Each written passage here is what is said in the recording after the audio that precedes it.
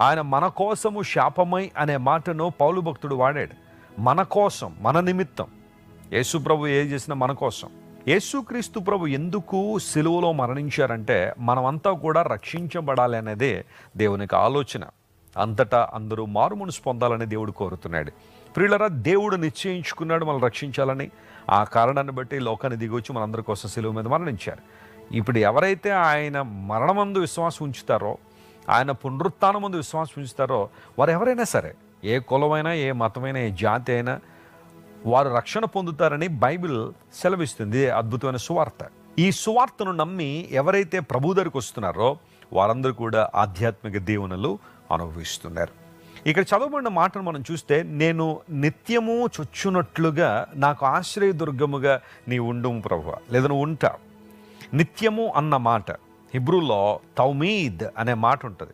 తౌమీద్ అంటే కంటిన్యూవలీ, ఎల్లప్పుడూ. ఇంకో మాట డైలీ, ప్రతిరోజు.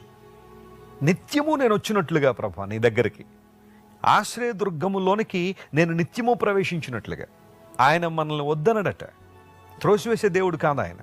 ఆయన మనల్ని ఆహ్వానించే దేవుడు. నా ఆశ్రయదుర్గము, నాకు శ్రమ వచ్చినప్పుడు, కష్టం వచ్చినప్పుడు, అవమానాలు ఎదుర్కొన్నప్పుడు, నిందలు వచ్చినప్పుడు నేను నీ దగ్గరికి వస్తున్నాను ప్రభువా, నీవు నాకు ఆశ్రయదుర్గంగా ఉన్నావు.